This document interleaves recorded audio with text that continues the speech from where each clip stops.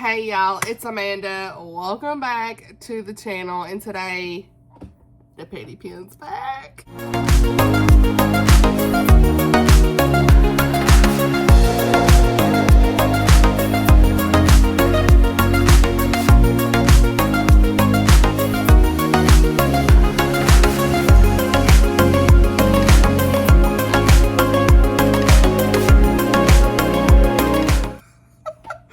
Alright y'all, so the Petty Pen returns for the most disappointing, least favorite DNFs of 2025. Okay, we have so much to talk about in this video.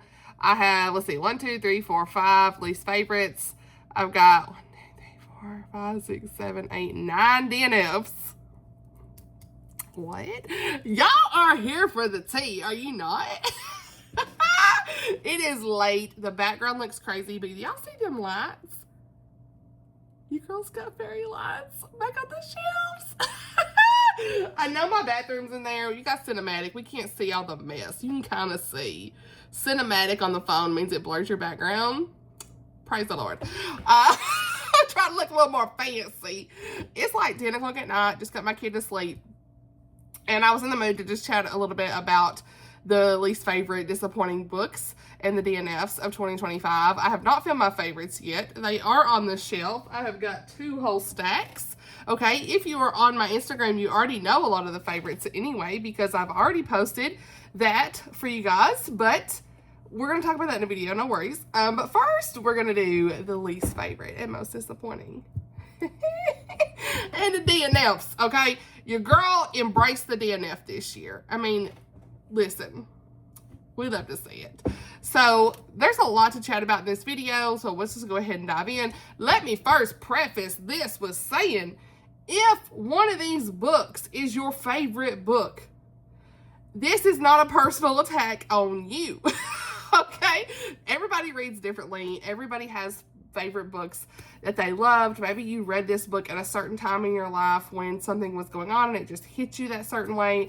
It hit the emotions. It was like a you book, and that's okay. Reading is subjective. I am not policing anybody's reads. I'm not saying that you're silly if you love this book. If you love this book, that's great. These are just some of the books that did not work for me. I know most of us are fine with that. I don't get mad if you didn't like my favorite books, and I hope you don't get mad if I didn't like your favorite books.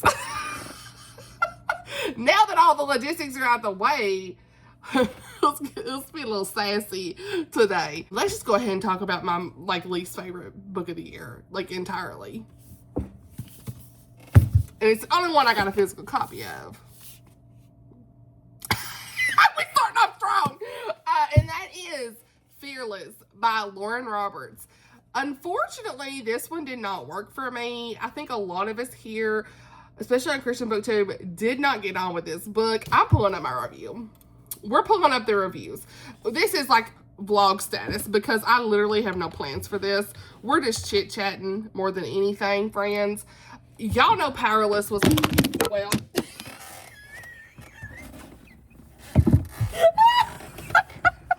What?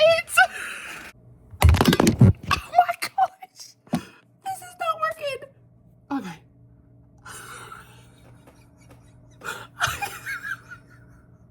I could not have tried that. I couldn't have done that again if I tried. So, oh my goodness. I'm leaving it. So, that was so real life. I had y'all listen, I usually have y'all sitting on this little, paper towel holder at my desk because I don't have anything that's, really good to sit up here. I need to buy something, but I'm lazy and I'm cheap. So it's worked. And then this happened. So we're on my Stanley mug. Hey, thank you.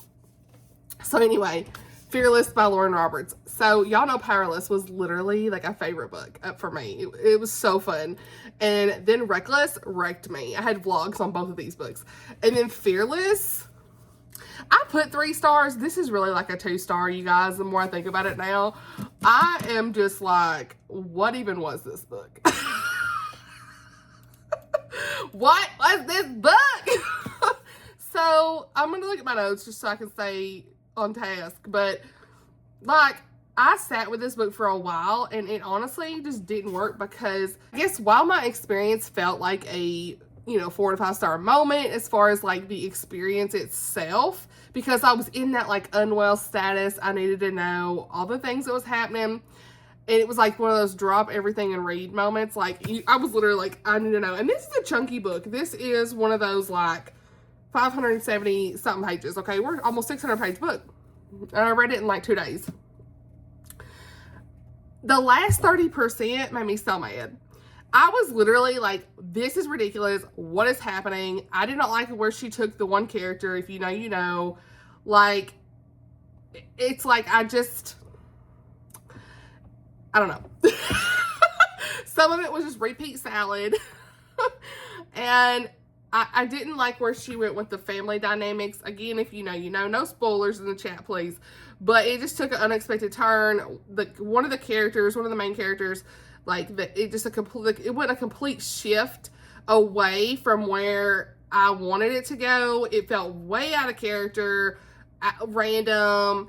And from what I've understood, a lot of this was kind of copycat from some other stories and things like that. There was also this literally random fade to black scene, like, was put in the most random spot. It made no sense. Like, it really wasn't even explicit. It's just like, why y'all doing this when all this stuff's happening? I was like, this made no sense. So the sexual content didn't, like, bother me in any way. It was just like a whatever moment. Like, I have no attachment to you guys. This makes no sense. It's randomly placed. As far as content goes, it was still, it was like more of a closed door, but it was kind of like closed door / fade to black in a way. But it made no sense that the fact that they were actually going to go have sex. Like, I didn't understand that.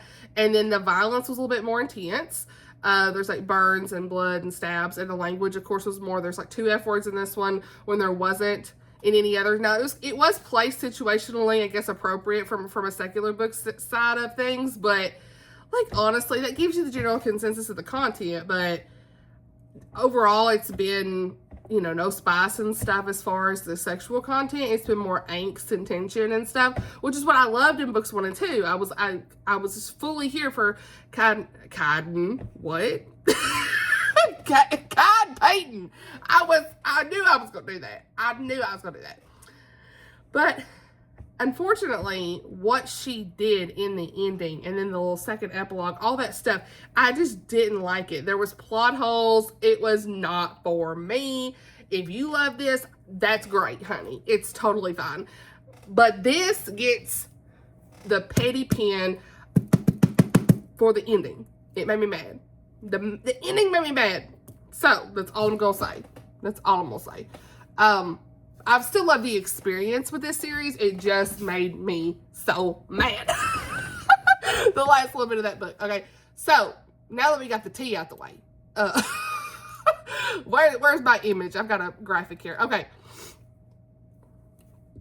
Alright, so, that is probably, is that the only secular option? No, I've got, well, let's just keep going. This is more least favorite, disappointing. So that's like least favorite, also disappointing, all the things. It was like 3 star, but it's really 2.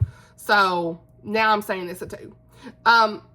Next up, we've got Fire Mountain by Dana Mentink. This is what I would call more of a disappointment. It's not like I hate it or anything. This is a Christian romantic suspense. I just didn't connect with it. It just, I don't know. I finished it. I gave it 3 stars. I think if like you're in the mood for something really fast paced, high stakes, Christian romantic suspense, it definitely delivers. But it was more trauma romance. And sometimes in these Christian romantic suspense, I do not always love trauma romance if it's done a certain way. And like, that's kind of what this was. Like, they just meet, the plot's thrown into danger, you get this volcanic eruption, this baby, this honey. Why this baby? This is unrealistic as I get. I know they're supposed to be. It's a book. It's fiction. I get it. But honey, this baby. I was like, what's this baby doing? This baby is everywhere in these situations. And I was like, this mystery baby. I'm like, this just made no sense, you guys. I was like, what is happening? I was looking to make sure I didn't have no ink on my hands from this pen. So that's my beef with it. That's my beef with it. The relationship just felt so rushed. There was like this sudden kiss that was just like, it didn't feel earned. Like their relationship didn't feel earned for how little groundwork that was laid. And it made me really want to see who they are outside of the crisis and the trauma that they were going through. But again, I feel like it's nothing against this author. I would read this author again. I just feel like this romance, this is my first Dana Mentink book. I just feel like this romance was it for me, but it is clean. It's faith-based. Like, definitely, if you like Christian romantic suspense, like, it's not a bad book. It's just like, I was just a little disappointed because I was pretty hyped for this book. I ain't gonna lie, because it's from Revell, and it's got a really nice cover, of course, from what you can see on the cover. The plot sounded really interesting with this mystery baby, and they're trying to figure out, this woman don't have no memory. Like, I love that type of stuff. But, like, the main characters were Kit and Cullen, and I just didn't connect. So, I don't hate the book. It was just fine, but I was disappointed in that one. So, there's that. Another one I was disappointed in, it really should be a 2-star, is Rescued Heart by Angela Hunt. And I hate to say that, but, like, I put 3, but, you know, when you sit with something for a while, you're like, yeah, that was more like a 2. It is. It's like 2 to 3. I have a hard time rating 2 stars. I'm like, when is a book 2-star for me? I don't think I know. Anyway, looking back, this one probably should be. It's one of those that's like, star ratings are so subjective anyway. I'm not really the best at figuring that out. But anyway, Heart. I read this for a review from the publisher, and I was disappointed because I had read an Angela Hunt book before that was like a nonfiction. And like, this one was really hyped for me because I love biblical fiction. But this was the first biblical fiction that I read that I could see why a lot of you guys have said that biblical fiction is not for you when authors take too much creative license. And I get it. Biblical fiction, I don't mind some extra creative license. It's fiction, right? It's meant to be fictionalized story, familiar Bible figures, characters, whatever you want to say, cultural, all that stuff. But this one took such a departure, in my opinion, from what we know of Sarah and Abraham. This is supposed to be Sarah and Abraham's story. And to me, in my opinion, when you take Sarah and Abraham's story, like, it really didn't feel like it in this book. It didn't feel like the people we knew from the Bible. She took some inspiration from the book of Jashar. I'm saying Jashar. I don't know how you say it, but that's a historical book somewhere. I don't know anything about it. I don't even know that. Let's look it up. Book of Jashar. I don't even know anything about it. What's it say?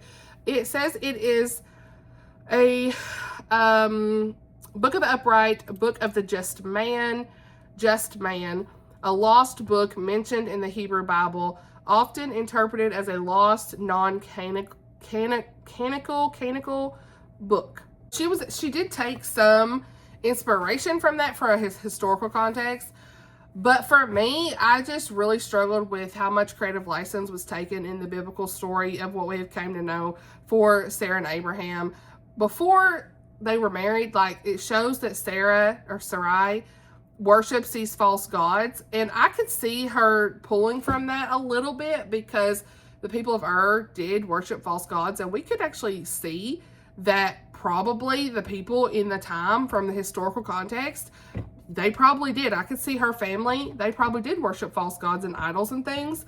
But Sarah herself, like, as long as that went on, that was just odd for me.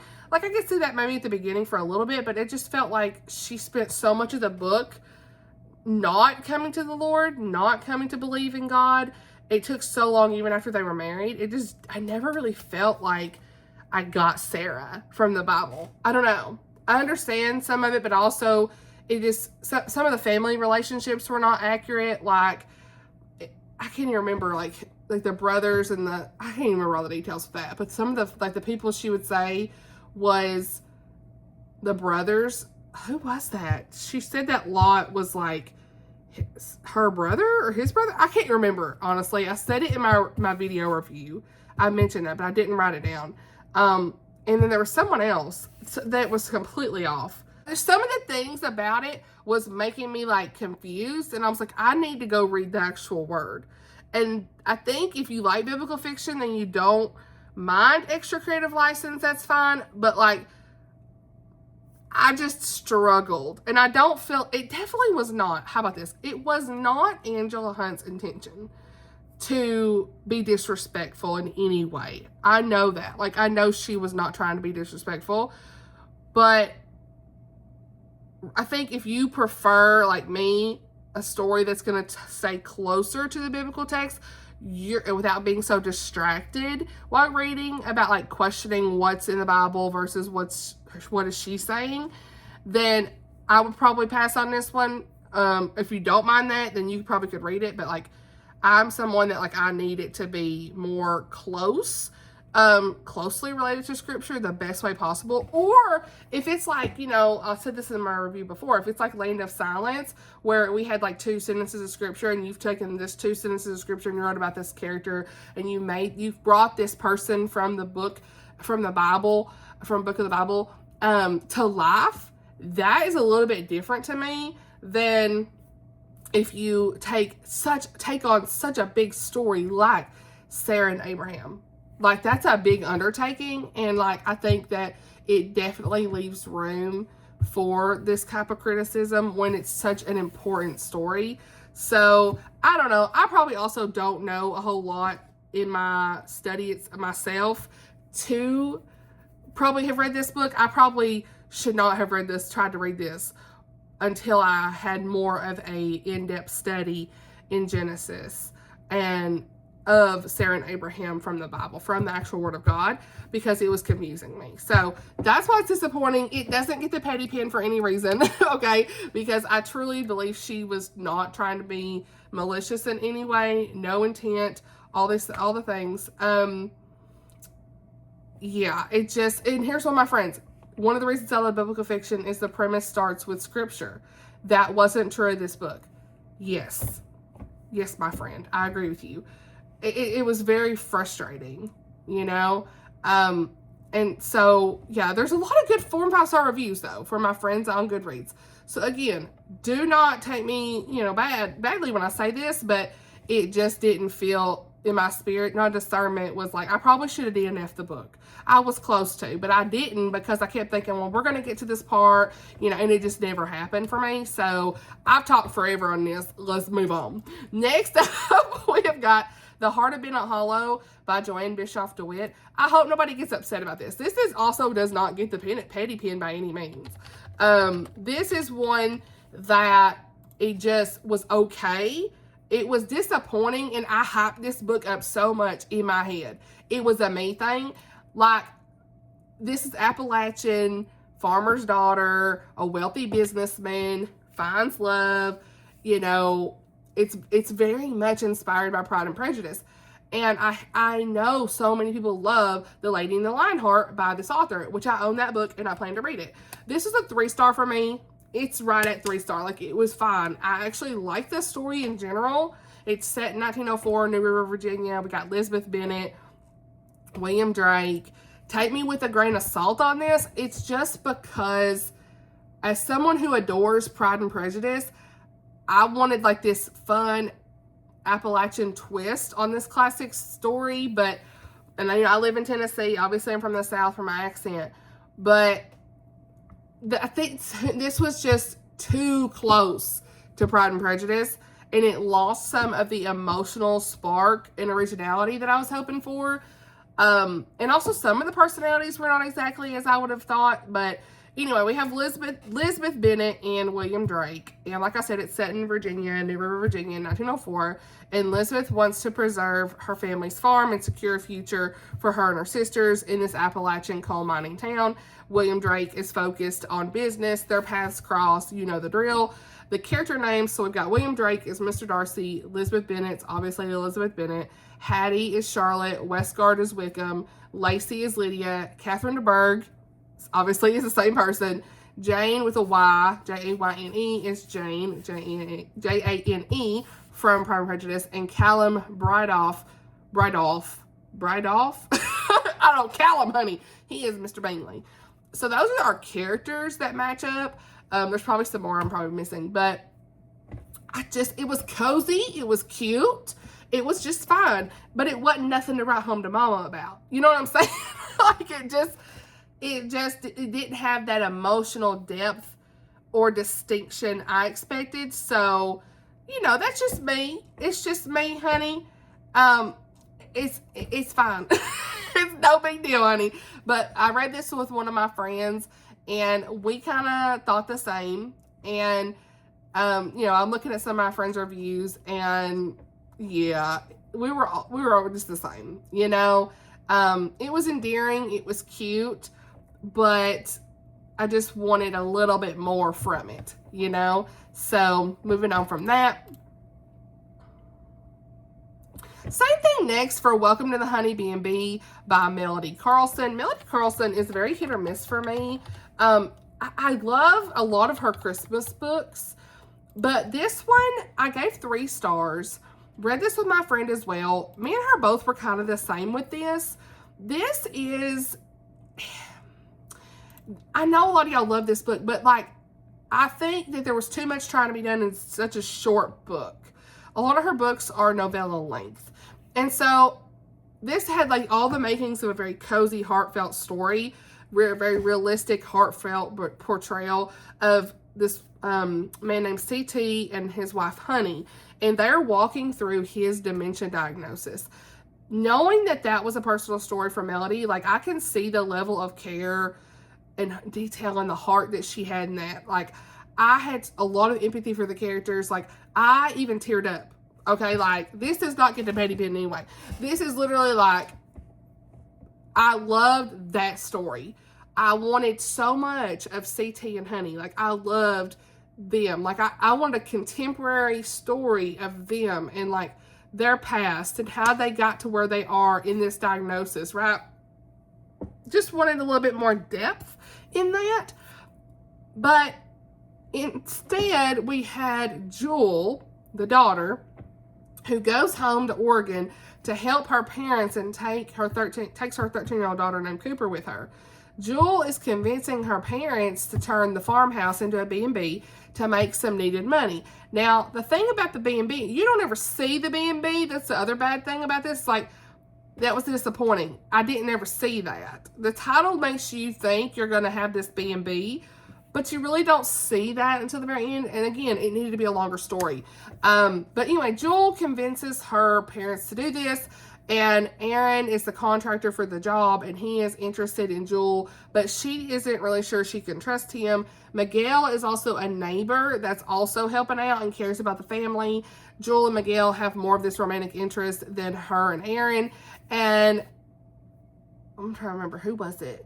Miguel. Yeah.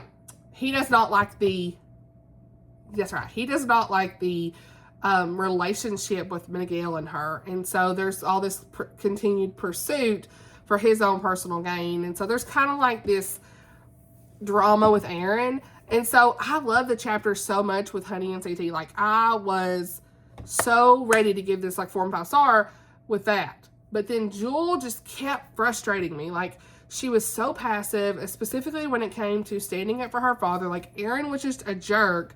And I'm like, he didn't even need to be in this book. Now, listen, Aaron could get to Betty Ben. Okay, I will say Aaron and Jewel go get to Betty Ben. I don't want to say the Betty Ben for the book, but them characters, they need to Betty Ben. Because there was so much drama, and he was saying these horrible things about her dad, and I was so frustrated. Me and Melissa both read this. Me and my friend Melissa read this. We were so frustrated because, like, he had this health diagnosis. Jewel was not standing up for her daddy, and that bothered me. I was like, if that was me here in the South, honey, we would have been like, listen, go on, sir. Like, it would not have been a thing. But the lack of backbone from her had me so, I just having a hard time with her. And my friend Melissa brought up this. I'm looking at my review. She made a good point that this would just have been such a stronger read if it focused on Honey and CT. We both felt that way. But flashbacks of Honey and CT and their life together, I totally agreed with that. Like, again, that's what I wanted. I wanted Honey and CT. It's 280 pages. It just felt like it fell flat to flesh out the story. And while I loved Honey and CT's story and the dementia storyline and, You know, it was just like the unnecessary drama with Aaron, the lack of the B&B scenes, and the frustration with Jewel took me out too many times. So it wasn't an emotional, you know, I don't know. It just wasn't like the depth I needed, I guess.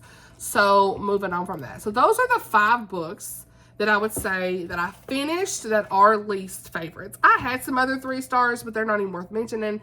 These are the ones that stand out as like frustrating moments in the story, or they just didn't live up to the expectations I had in my brain. Now let's talk about DNFs.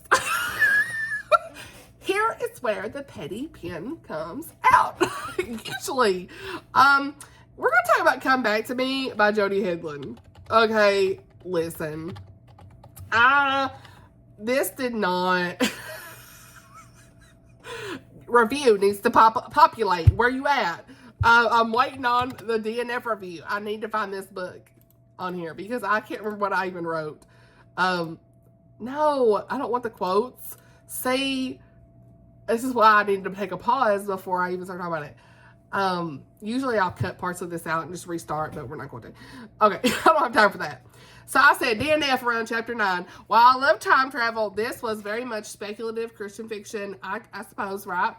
Time travel, I know it's sci-fi and whatnot, but I was not enjoying, there's holy water as the means to travel. I was so confused. I was like, I don't know how I feel about that. But not only that, let's pretend that wasn't even there. The physical attraction bits, I was literally like, sir, ma'am, I don't care about his chisel body. It's giving Fabio. I was literally like, I don't care about his chisel body. Like, she was like, there was one, I know there was a part where she was waking up either in a bed or somewhere. She was like slipping through time with this hot man. And it just was so funny. She'd like see him and be like, and I'm like, was she in some bed sheets or something? I can't even remember. But I was like, girl, what is going on? It cracked me up. It honestly made me laugh. But I was just like, I can't. I just could not. And I just wasn't here for it. So I could have probably finished it. But I was just like, rolling my eyes too much. And the time travel part kind of was a little discernment for me on that. Because the whole holy water aspect just... I didn't sit with me. So we moved on because Fabio. The next one is one that recently released, and I know several of you have loved this book, so please, again, grain of salt. I didn't even really try to read this, but I'm putting it on here because I marked it DNF, and I just want to be brief. Hearts in Circulation by Sarah Monson. This is book 2 in the Checking Out Love series. It's like her book series, I suppose. And I still need to read the first book, but I picked this one for review, and I wish I hadn't because I hadn't read the first one in the series, number 1, which you don't have to, but number 2, I'd heard that these books had a little bit more, at least in the first book, has a little bit more lustful intentions than some would have liked. And for me, like, it's weird because I absolutely loved Sarah Monson's Christmas book that had like an autistic little boy, you know, autism mama right here. Like, I absolutely love that. So I was like, okay, I think I'm gonna really like this. The premise was great. It's like a bookmobile, all that stuff. But it's just like, my friend read this book and I was like, girl, like, I will link her review, Oshina's review on this. And like, me and her just read so similar. Like, I trust her, and there was just so many things that she was telling me about it, and I was like, that's not going to be an Amanda book. Like, I didn't want to waste my time, and unfortunately, like, I even pulled out the book and was skimming through some of the scenes that she mentioned that was a bit more, like, cringy, like, okay, so the dialogue is cringy between the two most of the time. She treats him like a child by babying him and calling him the big guy. I don't love in romance books when they're constantly talking about how big a man is, like his muscles, his body, and how small she is. Like, it's weird. And then I know he had a sensory issue too. Like, I was really wanting to read it for that because my kid has sensory issues. But there's a scene apparently, and I read the scene myself. I just wouldn't found that scene so I could discern it for myself. And I agree with this point here. There's a scene during a storm that's very awkward and weird and inappropriate. is something that you would see more in like a steamy or darker romance. It's like they're like laying in a bed. She's like on top of him or something. And like, it was very awkward, the situation that they were in. For a Christian fiction, it was not appropriate in my opinion. I could have seen that maybe more in like what she was saying here, like steamy or dark romance, but like, I was just like, oh my gosh, it was so cringy. Lots of physical attraction, very lusty. And I just knew that after reading her review and chatting with her about it, that like this wasn't going to be for me. So I decided to just like scan through it. I've seen a lot of high praise from others in reviews. Some of my closest friends, you know, have loved it. And here's another review from someone else. Haley curses the mayor with a hex type of curse because she's mad at him. Yeah, Levi has a sensory issue and Haley decides to lay on top of him in bed. She becomes his weighted blanket during a storm. And I get that he has sensory issues, but it's a little more like detailed than as far from a sexual standpoint, at least in my opinion, and it's inappropriate. And so I fully agree with this. There's another review that says this. And some of like the kisses are more passionate with teeth that are mentioned. And I saw a few scenes like that when I was scanning through it. I fully would be these people. Like, and I knew going into this, I was like, I knew this wasn't gonna be for me. And I didn't want to like finish it, rate it. I'm not even really trying to hate on it because I don't want to hate on a book that I didn't even really get much into, right? I just knew it wasn't gonna be for me. So, again, there you go. Decided to put it to the side because of the trusted friends I have that I knew wasn't going to be a Amanda book. And that's a good thing when you can decide, like, hey, that's not going to be for me. We can move on. I'm not writing off Sarah Monsen's books. I am still going to go back and read the first book in the series since I already have it in my house. I'm going to try to probably buddy read that with my friends, so we'll see. Girl Lost by Kate Angelo. I DNF this one because, unfortunately, some of the, this is a Christian romantic suspense, and it was fine, but, like, there was some parts in this that were just probably too gruesome for me. I wrote a whole thing on it. I said I had to set this one aside around 43%. This had nothing to do with the writing style, but there's some thriller elements. Like, they had some gruesome discoveries in the crime. Like, there's organ harvesting of teens mentioned, and that was just a little bit too much for me. And it was probably the time I was reading it. Like, any other time I've probably been fine, but I was just like, yeah, right now I'm not gonna read this. And there was so much going on in the world that I was just like, I needed something else, you know? So yeah, and there was like an adoption story searching for her daughter that she gave it for adoption many years ago. She's reconnected with this guy, Corbin. I also wasn't really even connected much with that. So yeah, I just decided to put it down. It wasn't for me. I had it for review. Again, wasn't for me. No real opinion other than I didn't want to continue. Now, the next one does get the petty pen. And unfortunately, a lot of y'all might laugh. Unfortunately, it's when I was having trouble with the rom-coms, you guys. Oh, I forgot about another one. We'll talk about that here in a second. I DNF 2 rom-coms back to back. Let's talk about this one first.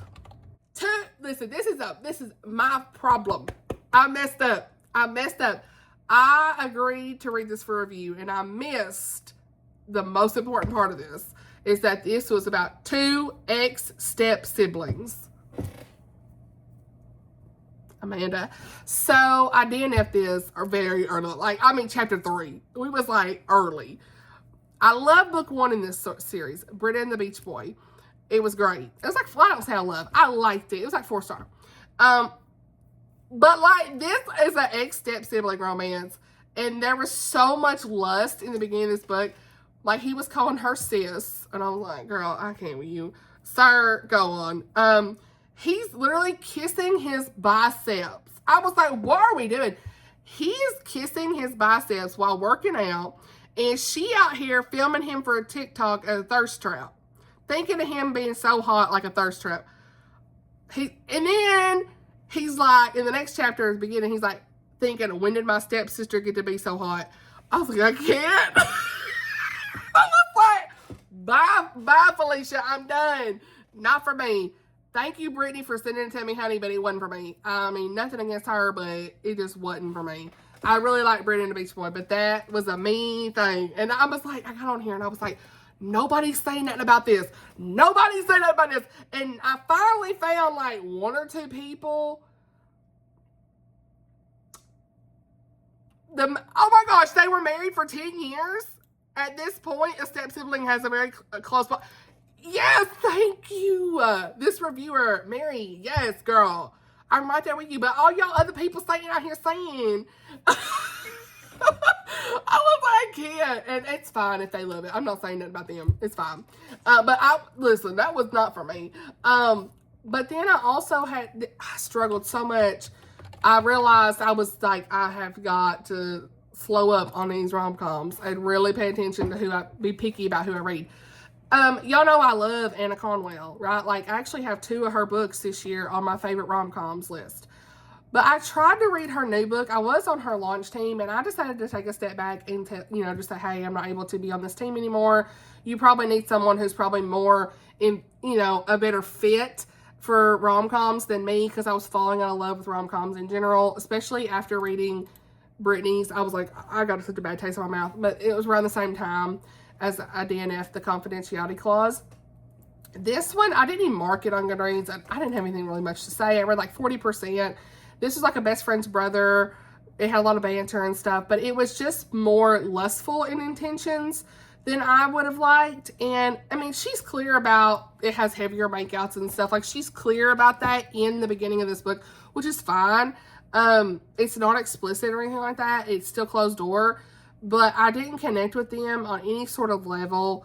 It was just like, just too lustful. Like, they're in a hot tub, and I think like he's talking about something with jealousy. I can't even remember what it was. It was a very weird scene in this hot tub. And I was just like, I'm going to put this down. I was having some convictions with it. And that's when I started realizing some of the rom-coms were not for me, or I just needed to take a break.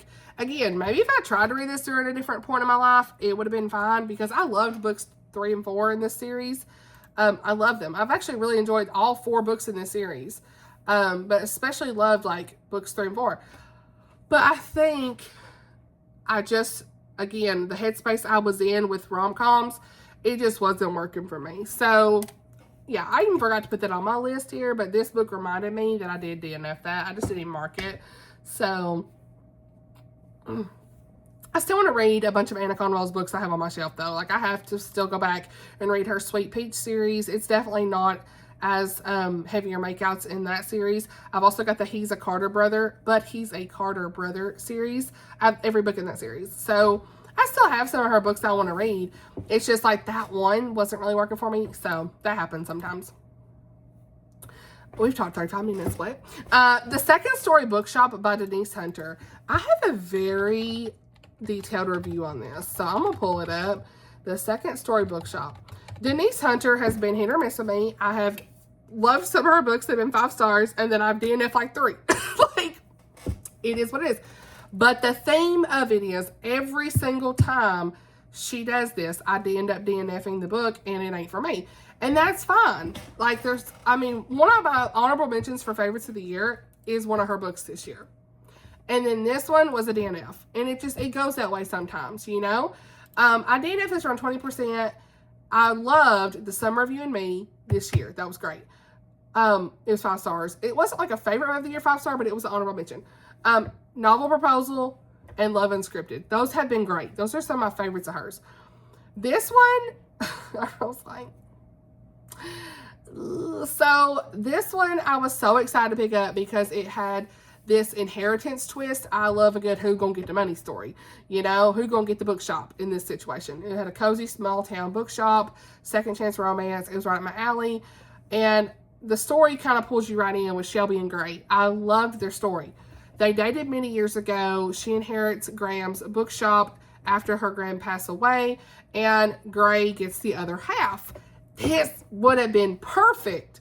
Unfortunately, Shelby already had a boyfriend named Logan. They've been dating for 5 months, and I flipped ahead in this book to see when are they going to break up, because if y'all ain't going to break up till 50, 60, 70%, I'm out. And it was like 66% they were going to break up. That ain't spoiling nothing because you know she had a boyfriend and at some point they got to break up. Well, I have such a strong conviction about a book with another boyfriend or girlfriend. Like if you have a significant other and you're talking and hanging out with some other, like that bugs me. Like I was like, I got to set this aside. It wasn't for me. She's done that in like 3 or 4 of her books. And unfortunately, and I even met her before and she's super nice. Like I'm not saying anything about her personally. But when she does that in her books, like Riverbend Gap, she did that. I didn't like that. I think I finished it. I might have gave it like 2 or 3. It was not for me. And then one of her Christmas books, same thing. I'm like, why do we keep putting these people with other people? Like, I just don't, there's no need for it, you know? And I get it's, quote, realistic, but it's encouraging cheating a lot of times. It's such a fine line. Like, you got to break it off early or I'm out. Like, that's just a me thing. So, I had to move on from it, you know? But again, grain of salt, a lot of people here, like, love this book. I'm looking through here, and there's a lot of people on here that have given this, you know, 4 and 5 stars, but just it wasn't it. This one girl's saying, I feel duped as this book should have been labeled Christian fiction.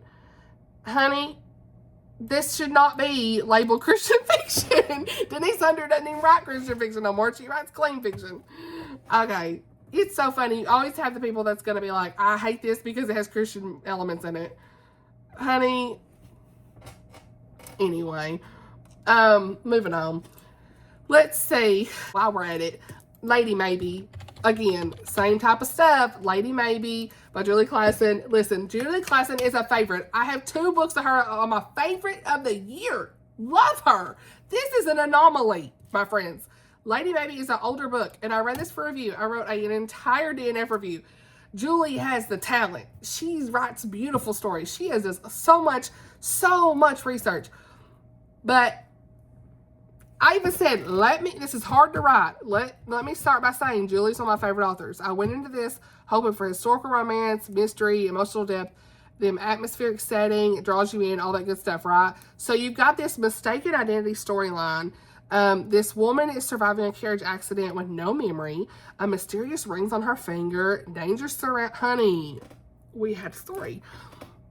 I had to DNF due to personal convictions because, again, we had in this double infidelity. We had a love triangle. It didn't sit with me.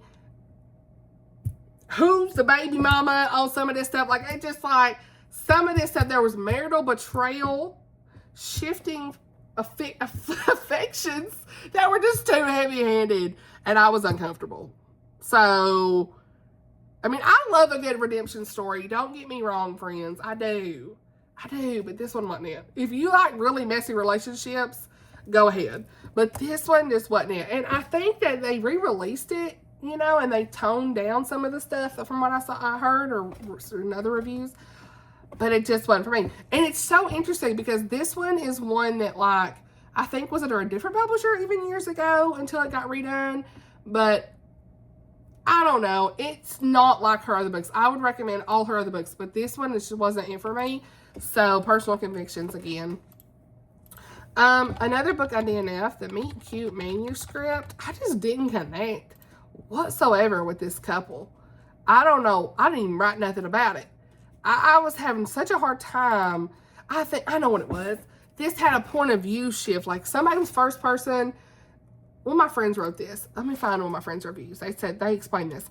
The issues that they had, the stories told in first person point of view from the main female's character's perspective, and third person from the male perspective. So, like, the first and the third POV shifting, I had no idea what's going on.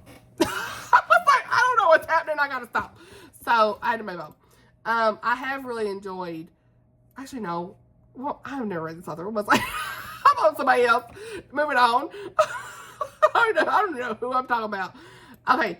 The space we're in. I had a middle grade. The space, we're almost done. 45 minutes. Who's surprised? I could talk all day. Okay. So, Hubs. What are you doing? I'm in here talking about these bad books. Bad books? Is it one I picked? No. I didn't hardly read none of the ones you picked. Actually, I think I did DNF one. She doesn't read the books I pick, so who's surprised? This was on there. The petty pen's out. Uh-oh. That's not good. I mean, yeah, but I actually it's think too cold. I have 3 layers on trying to walk. You know outside. what? I do think I DNF one of the books you... Did I? I don't even know. Now I'm forgetting if I bet I didn't even put a ball on here. Sim's gotta greet me. Hold on a second. Where is... Did he just squeak? Oh. Oh, look at him. He wants some screen time. He looks very... He's not want no screen time, sir. He does not look very happy. He's like, put me down. I don't even know where I'm at. About to die over here. Where is that post? 2 more days of 2025. I know. I'm trying to get this done. Oh, wait. No, I didn't What's everybody's New Year's resolutions? Honey, ain't got no goals this year. We just try to live. Keep our kid alive and stay alive. Actually, here's a goal: keep him out of the hospital all of 2026. Keep him Yeah. out of the hospital. Yeah, he went twice this year to ER. We don't need any more of that. Where is the books the hubs picked? Okay, here it is. So I did DNF one hurricane season. I just couldn't get into it by this author. What is it? Oh, you did? Oh, I thought that would be good. Was it bad? I just I mean, the cover. I mean, was it about a hurricane, obviously, or? Yeah, I just wasn't connected to it. I think I DNF one too that I didn't. Wait, go up. Did you ever read? Go up. Did you read Ignite? You read Ignite, right? Didn't you? You didn't read that? I thought that was something you were dying to read. Really? By Kara Swanson? The ones in black are the ones I read. Kara Swanson? So this is How about The Winter King? Like the ones in black and white are the ones I read. Oh, black and white. Wait, what? 1, 2, 3, 4, 5, Oh, 6. that's so. How would I know that? The black and white? How would I know those? I thought the ones in color would be the ones you read. What? That's so backwards. What in the world? You're not even in the frames. So, they can hear me. I also forgot I DNF'd True to You by Becky Wade because that also had Becky Wade. That also had that trope in it where they had another boyfriend and girlfriend. Why? Wait, she had another boyfriend? I don't remember who had what, but it was something. It wasn't for me. I was so mad. Hold on. Sounds like a True to You. Sounds like a swingers party or something. Wait! No. I don't know what kind of book that was. Sir. I did. Here it is. I DNF'd John Had a Girlfriend in True to You by Becky Wade. I get triggered by that. Listen. I couldn't deal with that. There was stuff. It wasn't. I like how you said DNF chapter 12. Really bothered by John having a girlfriend. And I like it. The first part of your sentence is DNF chapter 12. And the title of it's DNF. It's not even capitalized. It's lower. No, that's like, a shelf I've got. It's a shelf. Correcting my grammar. I don't know the. Sir. I don't know the book review terms or. Anyway, I was gonna talk to him about this one called The Space We're In. I got 2 more books to talk about. Space We're In? Yeah. Oh, yeah, The Space We're In. Okay, so I DNF'd this one 60%. This started off with a good Autism Mama. Yeah, it had a good point of view, but it was just too dark. Yeah, I remember this. This was like the brother was saying how much he hates his other brother. It was so hard to read. And I know this was like real life, but like it's all over the bed here. It's like there's a death. Oh my gosh, like my video's getting ruined. There's a death that happens in this family, and there's a death that happens in this family. It's so devastating. It just was put this not. up. Why are these out? Yes, put it up. It was just devastating. Like, I don't know. I've read better autism books. I mean, I couldn't. And then there was a push for believing the Big Bang Theory and how we're dust in the sky from the Big Bang. I was like, Jesus doesn't approve of that. Foolery. Anyway, and that's a middle grade. So I pieced out on that. And then Moon Garden. That Michelle A. Berry. That, I just didn't get into that. It's sci-fi or something. I didn't even say anything about it. It just wasn't for me either. So, I think that's all I had. The ones, you're talking about the ones I picked, or just in general? No, I was going through my DNFs, and I was... How many of that list did you DNF of mine? Just one. I know there's a bunch you didn't read, but actually most of them you didn't read. Actually, no, there's another one, Standoff by Patricia Bradley. I tried to listen to it, and I just wasn't. It was when I was not in headspace for audiobooks. You didn't read the Brianna cover? Oh, no. There's no audiobook. I see it right there. Her Brianna right there. You didn't read There's her? no audiobook. What's it matter? Pick up the book. When have I I'm just saying. This is you all seeing me get roasted now, okay? We didn't do a video on this. I said you wasn't picking no books for me this year. I know. Because you know better. You ain't going to read them, so what's it matter? You're blurry. It's blurring you because I got cinematic on. Oh, sorry. Hi. You can kind of see me. Do you see the lights twinkling? That's cool. Courtesy of the hubs, he put that on. Anyway, I think that's all for my least favorite disappointing books. Y'all get the picture. I'm sweating and it's 20 degrees outside. He was working out there. Gosh, it's so Let me cold know. out there. Have you read these? Any of them disappointing for you? Did you love them? If you love them, that's fine, honey. Again, no shade, no judgment if these are your favorite books. These just the ones that wasn't for me. It happens. You win some, you lose some. So just because they weren't for me does not mean that they will not be for you. It's just these are my reasons, and these are my favorite videos to watch and film because I love watching people be sassy. Amanda's the only reviewer that has a petty pen. She's like, look, you get out of line, you're gonna get this pen, okay? You know what I'm saying? So when I'm out of line, she hits me in the face. So You're gonna get this pen too, sir. Yeah. I'm just kidding. Only a little bit. All right, y'all. So that's pretty much everything. Say bye, Sam.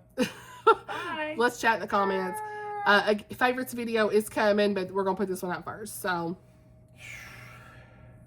love y'all, mean it. I'll see y'all in the next video. Bye.